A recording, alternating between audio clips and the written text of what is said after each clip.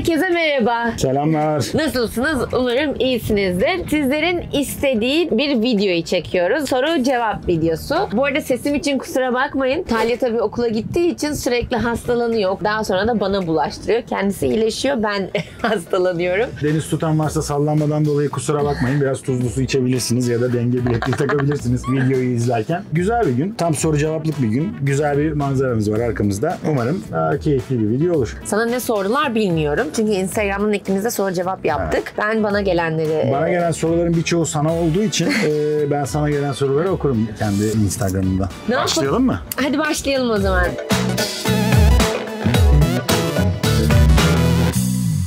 Evet, birinci sorudan başlıyorum o zaman. Birbirinizle ilgili en sevdiğiniz ve en sevmediğiniz huylarınız nelerdir? İlk başlarda belki vardır ama şu anda sevmediğim bir huyun yok. Ya kendini değiştirdin ben huylarını seveyim diye. Ya ben unuttum. Sevdiğim huylarında bir kere tartışmayı sevmiyorsun. Sen de benim gibisin. Bir şeyleri uzatmıyorsun. Mutlaka aramızda bir tartışma oluyordur yani, bu çok normal. Tabii normal. Uzamıyor tartışmalarımız. İkinci bir insan değilsin. Böyle İyi huyluyum. İyi huylusun yani, iyi huylusun. Dobra bir insansın. Yok yani, bu genel olarak seviyorum ya seni. Ben de seni. Evet. Benim burada sevmediğim huy, ne zaman hadi gel şu filmi izleyelim ya da şu programı izleyelim dediğimiz anda daha 5. dakikasında uyuyor. Gerçekten sevmediğim huylarından Ya biri senin bu. ne büyük dertlerin varmış bu hayatta. Ya bu dert değil ya. Şimdi bak dert mi konuşuyoruz? İşte o yüzden ben de ironi yapıyorum zaten. Sevdiğim huyu ise Buğra'nın hani gerçekten... Gelsin. Demin dediği gibi Buğra da benim gibi tartışmayı sevmiyor. Konuşarak çözmeyi seviyoruz biz aramızdaki olup biten durumları. O da kalbiyle davranan bir insan. Asla yani bir şeye inandığı bir şey ya doğruysa onun için kimse gelip ona şunu yap ya da bunu yap diyemez. Doğrusunu savunur ve bu beni çok mutlu eden bir özellik. Çünkü ben de öyleyim. Yani ben eğer birini sevmiyorsam, bu arkadaş olsun, insan olsun, bir huy olsun, ben de çok böyle uzak dururum. Aynı şekilde Buğra da. Seviyorum ya. Sağ ol, teşekkür ederim. Sağ ol. Seviyorum ben bu çocuğu. Evet, şimdi ikinci soruya geçelim. Buğra abiye vloglarda daha fazla yer verilecek mi demiş. Daha ne kadar yer verirsin? Daha ne kadar vereyim arkadaşlar? Ben olmayacağım dedim. Bütün videolarda varım yani şu anda. Daha Yani. ne kadar yer istiyorsanız tek başına ben kanalın sahibi olayım. Ne diyorsun? Buyur. Yani Buğra'yı mı tek istersiniz? Beni mi yoksa ikimizi mi? Yani ikimizi tabii. Tabii ki ikimizi. Ben tek başına çıkacağım, Deyip, ne yapacağım? hayır Buğra'yı diyorlarmış. Ben tek başına çıkacağım, ne yapacağım? Şöyle, keyif alıyoruz yani. Bana göre ikimizin olması, ikimizin enerjisi daha hoş oluyor. Yaptığınız yorumlara da teşekkür ederim bu arada. Bir kişi demiş ki, Buğra için ülke değiştirmek sana zor gelmedi mi? Hadi bakalım. Buğra için değil, kendim istediğim için ülke değiştirdim arkadaşlar. Tabii ki zor yanları oldu, zorlandığım noktalar oldu. Ama sonuçta Buğra hani gel burada yaşamak zorundasın diye bir şart koşmadı. Bir hayatı paylaştığımız için geldik. Ama tabii İstanbul'daki hayatım da devam ediyor. Ben bir tane soruyu okuyayım. Tamam. Hayatının en büyük başarısı nedir? Benimle evlenmek diyormuşum. Hayır. Şaka Ama yapıyorum. o seninle ilgili bir şey de söylerim. Zaten şöyle, bana göre hayatımdaki en büyük başarım yeni bir baba olmama rağmen bir kere çok iyi bir baba olduğumu inanıyorum. Allah isteyen herkese de baba yapsın, anne yapsın. Amin. Hakikaten çok güzel bir duyguymuş arkadaşlar. Tahminimin çok çok üstünde duygularmış. O yüzden de şu anda hayatımın en büyük başarısı bence o. İkinci en büyük başarım bence varlıklı bir aileden olmama rağmen çok büyük bir risk alıp bilmediğim bir yere, bilmediğim bir hayata atılıp sıfırdan kendi hayatımı tekrardan kurup bir şeyler yapmaya en azından adım atmak ve risk almak. Üçüncü en büyük başarım, ki bunların en önemlisi de kendimi hiçbir zaman başarılı görmemem. Her zaman başarının başarısı vardır. Hiçbir zaman tamam ben artık oldum deyip öğrenmeyi kesmem. Bana göre en büyük üç özelliğim, başarım budur. Helal be. Senin en büyük başarın nedir? Benimle evlenmek bence büyük başarı. Hayır ya, saçmalama, öyle bir şey olur mu? Evlenmek bir başarı değil arkadaşlar. Hedefleriniz arasında evlenmek büyük bir başarı gibi görmeyin. Şimdi senden kopya çekmiş gibi olacak ama anne olmak aslında büyük bir başarı değil.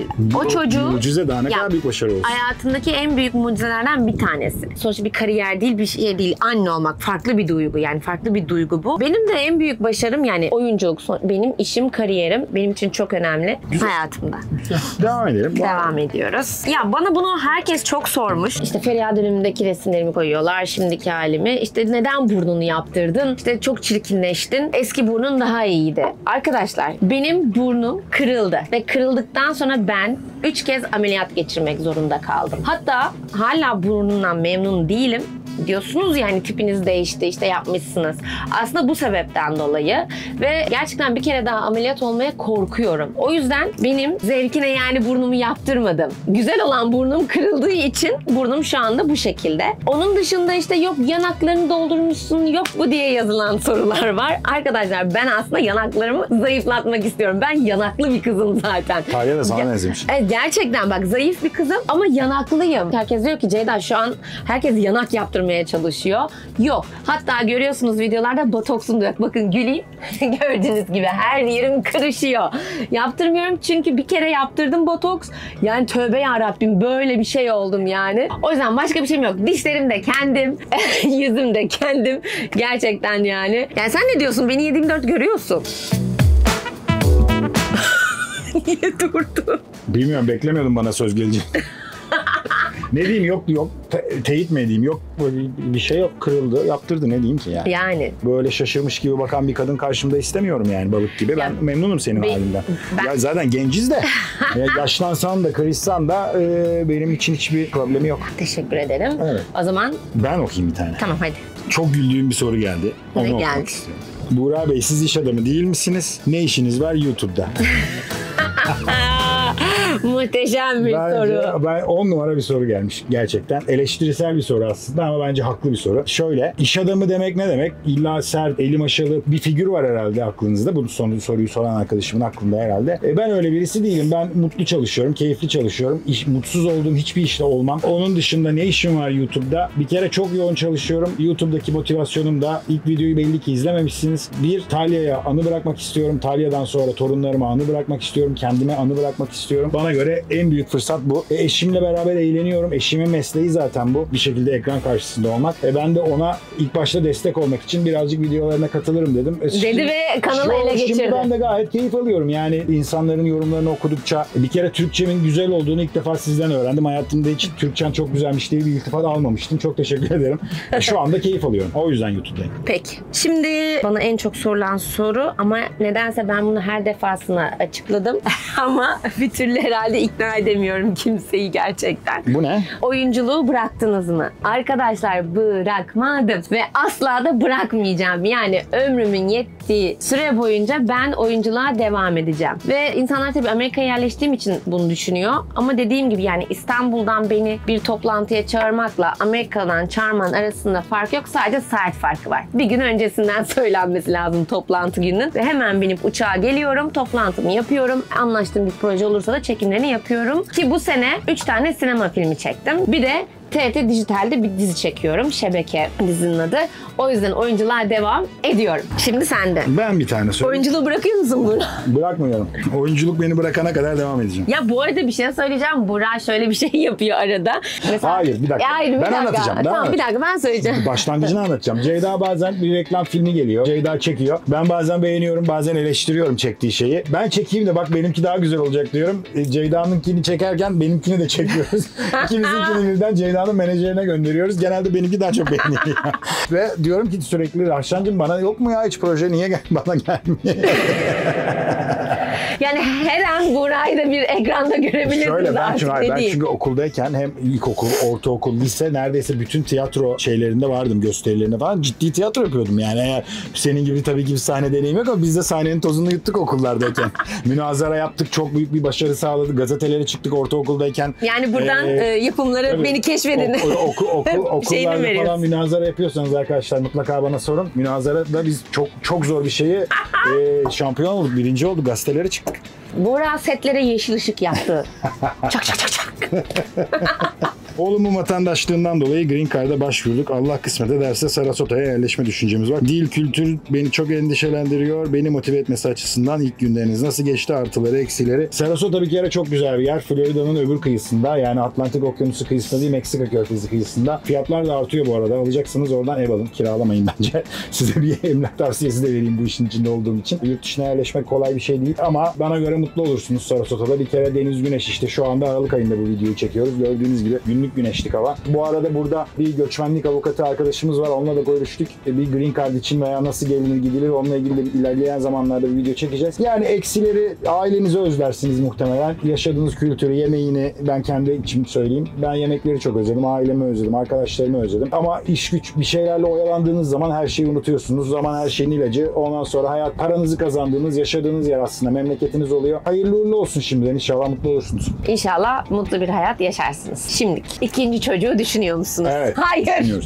Benim için de bir sıfır. Bu nasıl evet? Evlenirken bu kadar evet demedin yani. Bu nasıl bir şey? Şöyle benim için hep 2 ya da 0'dı. 0 olmadığımıza göre bir tane güzel, dünyalar güzeli kızımız olduğuna göre özellikle Amerika'da yaşadığımız için ikinci çocuk bence olmalı, yalnız kalmamalı diye düşünüyorum. Türkiye'de olsak aile var, o var, bu var. Belki düşünmezdik ama şu anda kesinlikle yapmak zorundayız bence. Ben de hep bir tane istiyordum hayatımda. Allah nasip etti, Allah olmayanlara nasip etsin.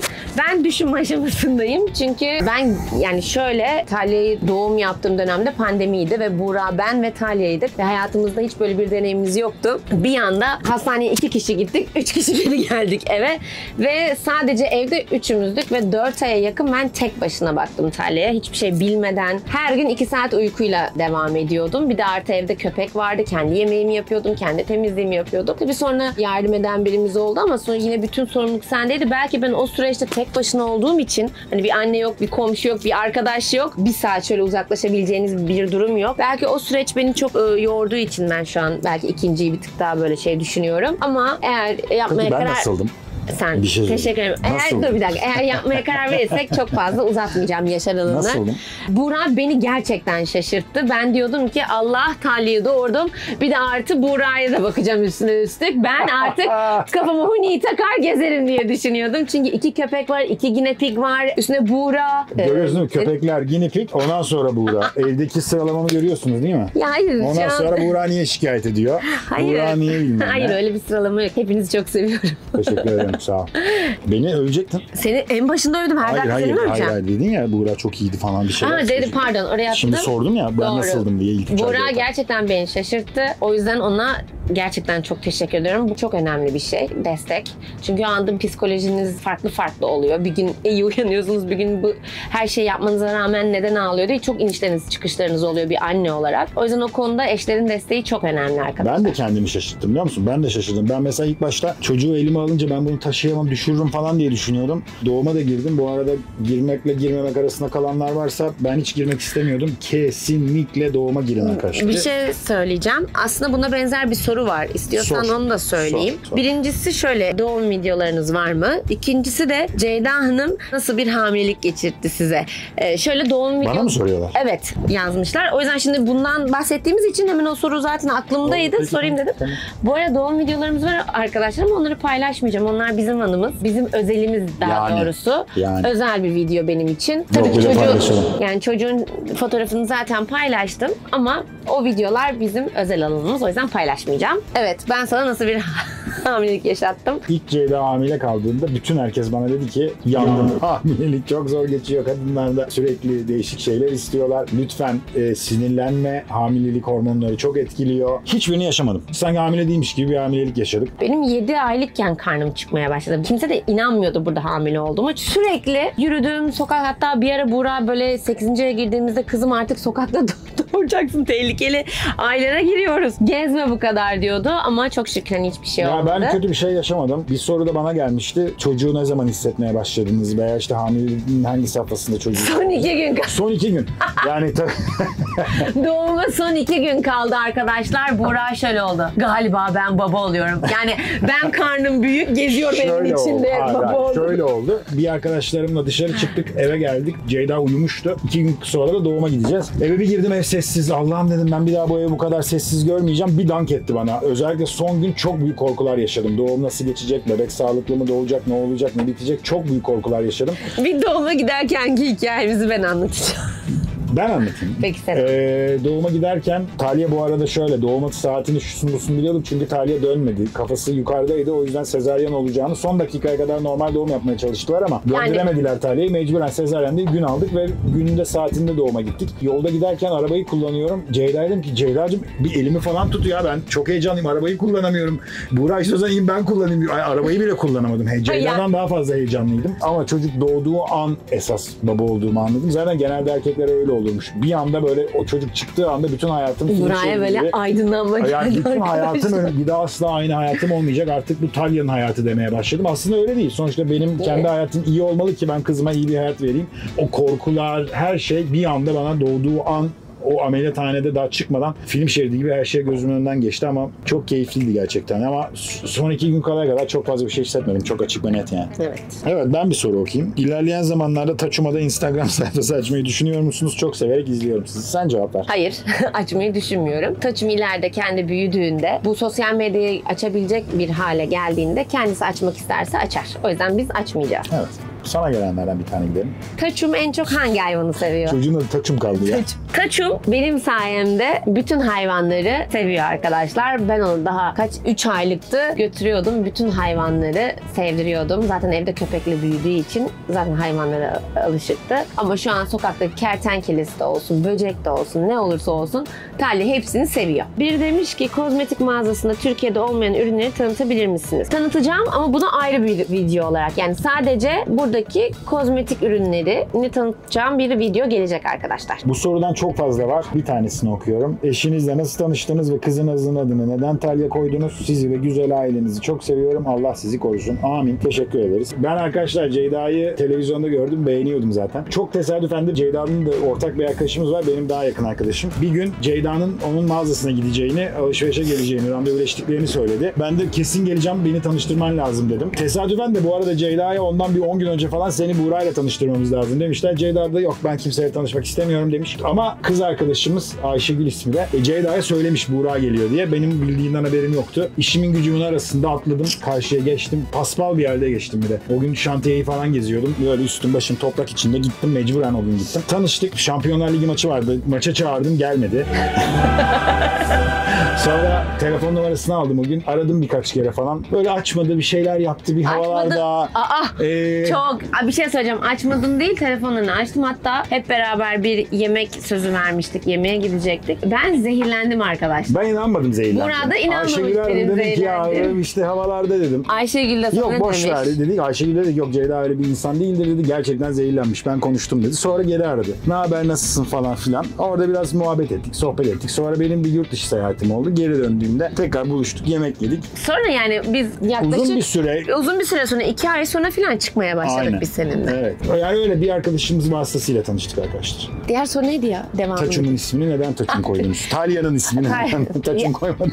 Talya'nın ismini ben koydum ama ilk koymak istediğim ismi Jade'ydi arkadaşlar. Ben de bunu bir zamanında bir tane dizi izlemiştim. Kızın ismi Jade'ydi. O kadar çok hoşuma gitmişti ki ya bir gün kızım olursa ismini Jade koyacağım dedim. Bu arada Amerika'ya geldiğimde de burada Jada diye yazıyorlar. Ceyda demek yani aslında. Ama ben bunu bilmiyordum. Jade Fas'ta en değerli yeşim taşıydı benim bildiğim ama burada da Ceyda'ya Jada diyorlar. Buğra ilk dedi ki o ne dedi Jade gibi dedi Star Wars. Jedi. Jedi gibi dedi Star Wars ismi olacak çocuğum dedi. Jedi diye çağıracaklar. Burada yaşadığımız için öyle oldu. İstemedi. Sonra birkaç isim daha söyledim. Onların ismi de en son elimde Talya kaldı. Talya ismi kaldı. O zaman dedim tek bir isim koyuyorum ve artık daha hiçbir şekilde kabul etmiyorum. Bitmiştir konu dedim ve Talya dedim. Bir de şöyle bir durum var. İkiniz de Türksünüz. İşte abuk subuk isimler koyuyorsunuz. Arkadaşlar biz de isimlerimizi seçerken annelerimiz babamız bize sormadı. Talya da bize şu an soramayacağı için ama Talya'nın da ilerideki hayatında rahatça kullanabileceği, anlamının da güzel olacağı bir isim seçtik. Ve doğal olarak Amerika'da yaşadığımız için hem Türkiye'de hem de Amerika'da kolay söylenebilen bir isim bulmak istedik Talya için. O yüzden de Talya buna en uygun isimdi. Sonuçta Türkçe Talya da var. Şimdi sen yap sorunu. Messi mi Ronaldo mu? Tam bir erkek sorusu. Tabii ki Ronaldo. Muchas gracias afición. Este para vosotros. Kırdığı rekorları insan olarak da saha içinde de saha dışında da Ronaldo bence. Bir diğer soru da Talya ile alakalı. Bunu da cevaplayalım. Sonra kendimize geri dönelim. Dönelim. Talya ile İngilizce mi konuşuyorsunuz, Türkçe mi? Biz Buğra ile Talya ile Türkçe konuşuyoruz. Çünkü Talya zaten bir Türk ve ilk başta Türkçe öğrenmesi gerekiyor. Zaten burada yaşadığımız için ana dili İngilizce olacak. Okula gittiğinde İngilizceyi zaten öğrenmiş olacak. Ben ve Buğra evde Türkçe konuşuyoruz. Sürekli Türkçe kitaplar alıp getiriyorum İstanbul'dan. Sesli kitap olsun, normal kitap olsun. Türkçe müzikler dinliyor. Arada sevdiğimiz yabancı müzikler ya da onun sevdiği müzikleri dinliyor. Belki Türkçesi bizler kadar iyi olmayabilir. Talya'nın İngilizcesi daha iyi olacak ama Türkçeyi de öğrenecek. Çünkü burada doğup büyüdüğü ve burada okula gideceği için. Bir şey ekleyebilir miyim? Tabii sen de ekleyebilirsin. Bu sadece dil değil, tarihini bilmesi lazım. Belirli bir yaşa geldikten sonra Atatürk'ü, Osmanlı'yı, Türk tarihini, İmparatorluğuna kadar yani ne varsa Türkiye ile ilgili her şeyi öğrenmesi lazım. Ben ileride derdi değil, bana derdini İngilizce anlatan bir kız asla istemiyorum. Böyle bir şey olursa da çok üzülürüm gerçekten. Yani bu dil değil sadece. Şu soruyu okuyabilir miyim? Bu ikimize de aslında Ceyda. Tabii. Acil bir durumda evinden kurtarmak isteyeceğin ilk şey ne olurdu? Allah! Bence bu soruyu geç. Talya ve Ceyda olurdu. Bir koluma birini, bir koluma birini. Dünya minik. Önce çocuğum ve eşim, ondan sonra tabii ki. Tabii ki onunla eğer vaktim varsa ilk şey dediği için. İkinci şey de arabamın anahtarı olurdu ki o acil olan şey neyse oradan kaçmak için arabamın anahtarı olurdu herhalde. Sorum yok açıkçası, sadece maşallah size demek istedim. Teşekkür ederiz. Ya bu arada birçok kişi sadece selam göndermiş bize. Bütün selam gönderen herkese kocaman selamlar. Aslan burcu bir erkekle evlilik zor değil mi? Teşekkürler. Ne demek o ya? Ne demek o? Ne demek? Aslan burcu Buğra. Aslan burcu en iyi burçtur. Ne demek aslan? Terazi burcu en iyi burçtur. Bu arada benim de burcumu sormuşsunuz. Terazi burcuyum arkadaşlar. 14 Ekim. Aslan burcu erkek aslandır ya. 88'liyim. Bazı yerlerde 87'li yazılıyor. Hatta Ankara doğumlu yazılıyor. Nereden çıktıysa bu. 88 İstanbul doğumluyum. Ya Aslan burcu erkeği değil. Yani ben aslında şöyle burçlara çok fazla yani inanıyorum ama o kadar da inanmıyorum. Çünkü herkes bir karaktere sahip ve o karakterle nasıl başa çıkabildiğinize bağlı. Hani Aslan burcu diye de zor değil yani. Zor ama zor değil. Yani neyin siz zor onu ya? anladınız işte. Boş verin. Zor ama zor değil işte. Yani gelin bana sorun. Bir de bana sorun. Şu tarafa bir baksana, bak orada bir kuş var. Baktım. Kuş sesi içimeni yakar arkadaşlar. Ya ne ayıp ya. Ay duydum. Ne ayıp ya. Sen kuşa bakmıyor Ben muydun senin orada? için ne kadar güzel şeyler konuşuyorum. Şaka Ne yapıyorum. kadar ayıp bir şey yani. Çok seviyorum arkadaşlar. Gerçekten. Ne kadar ayıp ya. Şu iki soruyu birleştirerek sorayım. Tamam. Türkiye'ye dönmeyi düşünüyor musunuz? Başka ülkede yaşamak ister miydiniz? 2 tane ayrı soru. Bu sorunun cevabı yok. Çünkü buraya gelmeden 3-4 ay önce Amerika'ya yerleşeceksiniz deselerdi gülerdim herhalde. İnsan hayatında ne zaman ne olacağı hiçbir zaman belli olmaz. Şu an için söyleyeyim, öyle bir düşüncemiz yok. İşimiz gücümüz burada, çocuğumuz burada. Türkiye'ye dönme düşüncemiz yok. Ceyda zaten gidiyor geliyor yani. Ceyda 6 ay orada, 6 ay burada gibi ama ben şahsen öyle bir düşüncem yok. Başka ülkede yaşamak ister miydim? Yaşamak istemezdim. Burada mutluyum. Seviyorum burayı. Yani herkesin tatile geldiği yerde biz yaşıyoruz. Günlük güneşlik fıstık gibi bir yerdeyiz yani.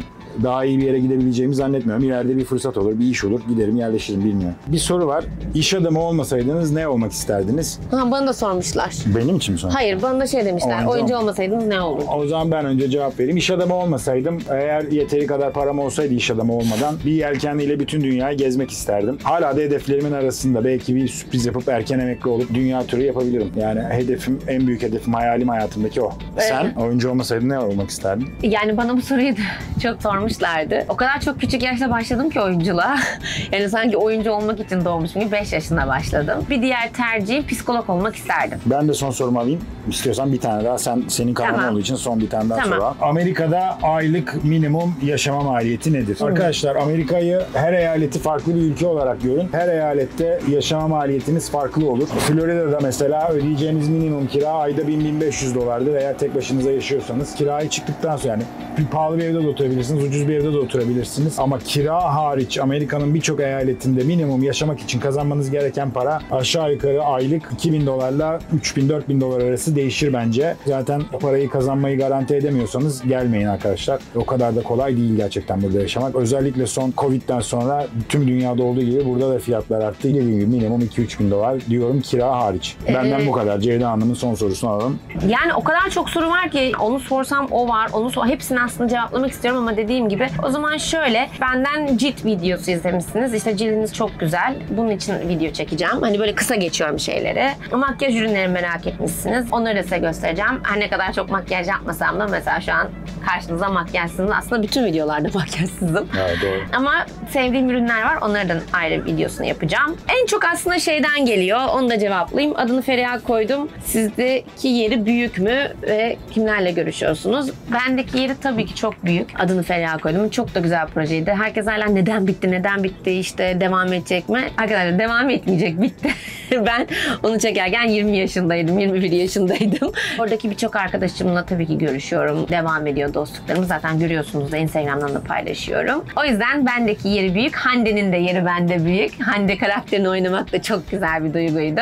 Keşke bir daha öyle bir proje gelse ama her şey tadında güzel ve o yüzden de 2 sene boyunca çok güzel, keyifli çalıştım. Ve şimdi ne yapıyoruz? Videomuz bitti. Yani aslında çok sorularınız var ama dediğim gibi bunları başka videolarda da çekeceğiz. Bu arada devam edebilirsiniz soru sormaya, merak ettiklerinizi yazabilirsiniz. Biz bunları not alıyoruz. Ara ara böyle videolar yapacağız. Ne diyoruz? Bari bir sen yap diyeceğim ama yine Geçen bana sefer bırakacaksın. Nasıl sen yaptın? Yapmadın. Sen daha iyi yapıyorsun dedin. Sen yap dedin bana. Sen yap. Ben yapayım. Sen kapanış cümlelerini sen kur. Kanalımıza abone olmayı unutmayın. Bize bol bol kalpler göndermeyi unutmayın. Bildirimleri açın. Takip etmeyi unutmayın. Zaten Instagram hesaplarımızı artık biliyorsunuzdur ama biz yine de buraya yazıyoruz. İyi ki varsınız. İyi ki bize böyle güzel destek oluyorsunuz. Gerçekten sizlerden gördüğüm destekten dolayı devam ediyorum ve benim hoşuma gidiyor. O yüzden sizi kocaman öpüyorum. Hoşça kalın. Bye bye.